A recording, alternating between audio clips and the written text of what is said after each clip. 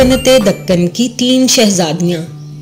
पूरी सल्तनत में तीनों शहजादियों की रहमदिली, मेहनत और नेकनियती के चर्चे आम होते हैं। शहजादी आयशा बहुत खूबसूरत और बड़ी शहजादी है। इसकी बहनें रमला और फातिमा बला की ज़हीन और रहमदिल होती हैं। तीनों शहजादियां सुबह सवेरे उठती और फजर की नमाज अदा करने के बाद अपने अपने कामों में मसरूफ हो जाती। बादशाह और मलका तीनों अपनी बेटियों से बहुत खुश थे।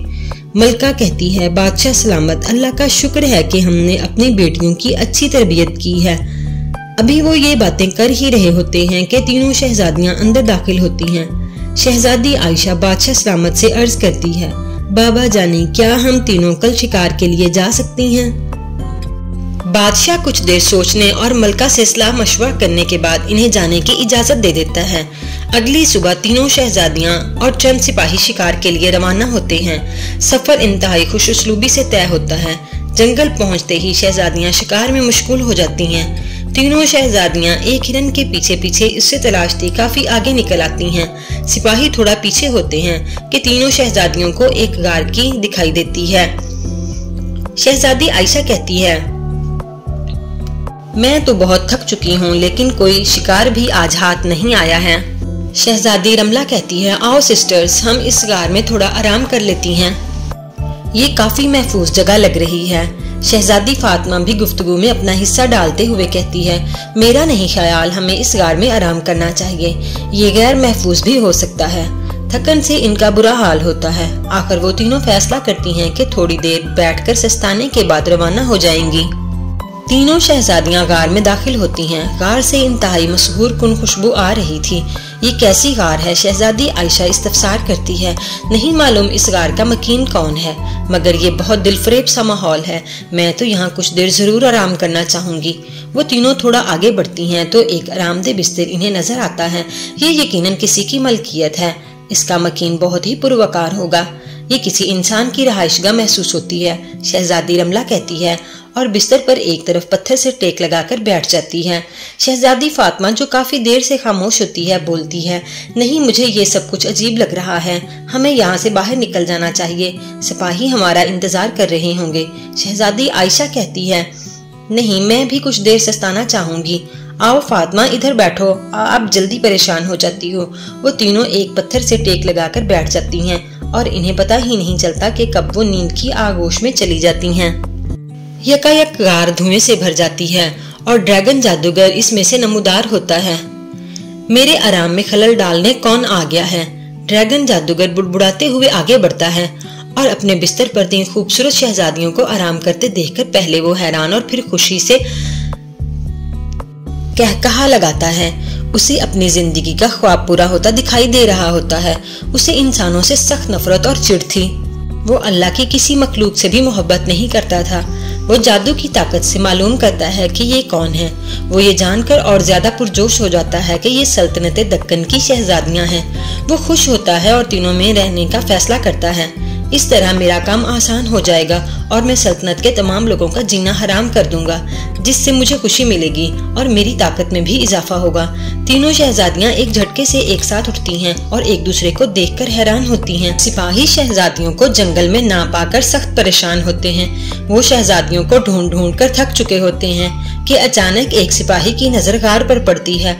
आओ साथियों, इस गार में देखते हैं। शहजादियों को अपने जिस्म में दर्द और दिमाग पर बोझ महसूस हो रहा होता है कि इतने में सिपाही अंदर दाखिल होते हैं। वो तीनों सिपाहियों को आता देखकर खड़ी हो जाती हैं।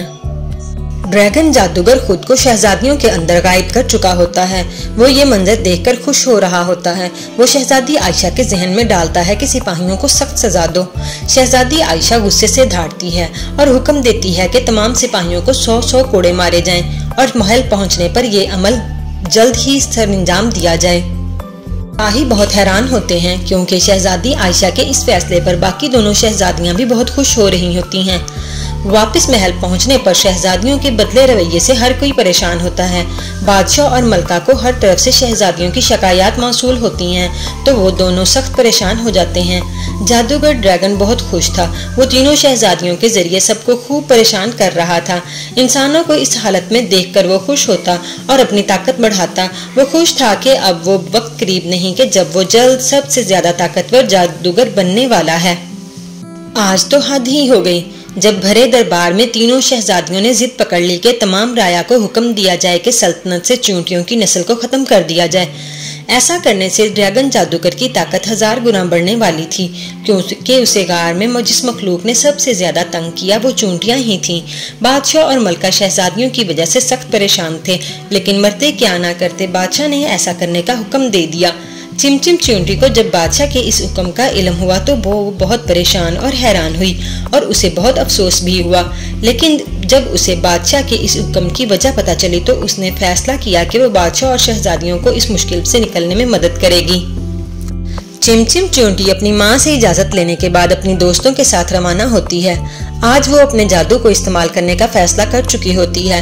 चिमचिम अपनी दोस्तों के साथ जब महल पहुंचती है तो तीनों शहजादियां बाग में मौजूद होती हैं। चिमचिम कहती है, टॉमी क्या किया जाए कि जादूगर का जादू शहजादियों पर ना चले और वो बादशाह को सफर की हकीकत बता सकें। टॉमी जवाब देती है, चिमचिम मैं तो बहुत सोच चुकी हूँ, लेकिन कुछ समझ नहीं आ रहा, आप ही कुछ सोचो। चिम कहती है, अगर मैं शहजादियों को परियों में बदल दूं तो ड्रैगन जादूगर का जादू इन पर नहीं चलेगा। टॉमी कहती है, चिमचिम तो फिर जल्दी करो। चिमचिम जादू की ताकत से छोटी शहजादी फातिमा को परी में बदल देती है। शहजादी फातिमा खुद के पर देखकर हैरान होती है कि इतने में ड्रैगन जादूगर को इल्म हो जाता है कि वो कोई गड़बड़ हो रही है। वो जल्दी से शहजादियों में नमूदार होता है, लेकिन वो शहजादी फातिमा में दाखिल नहीं हो पाता। वो चीखने चिल्लाने लगता है। शहजादी फातिमा बहुत ज़हीन थी, वो जल्द ही समझ जाती है कि ये सब क्या हो रहा है, क्योंकि उसके जहन से ड्रैगन जादूगर के जादू का असर खत्म हो चुका होता है। वो भाग कर जाती है और अपनी माँ के गले लग जाती है। वो बादशाह और मलका को सफर की सारी रोदात सुनाती है, मगर वो समझ नहीं पाती कि आज ऐसा क्या हुआ कि इस पर ड्रैगन जादूगर के जादू का असर नहीं हो रहा। वो भी इस मुतल्लिक सोच ही रही होती है कि चिमचिम सामने आती है और अपने बारे में बताती है। बादशाह को फौरन मुल्क के बड़े बड़े जादूगरों को हाजिर होने का हुक्म देता है ताकि वो ड्रैगन जादूगर के जादू का तोड़ कर सकें।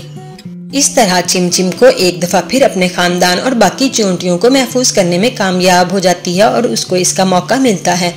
बादशाह और मलका अपनी बेटियों को दोबारा असली हालत में पाकर इंतहाई खुश होते हैं। इस तरह सल्तनत दक्कन में एक जश्न का समा होता है। सभी लोग बहुत खुश और मुतमईन होते हैं।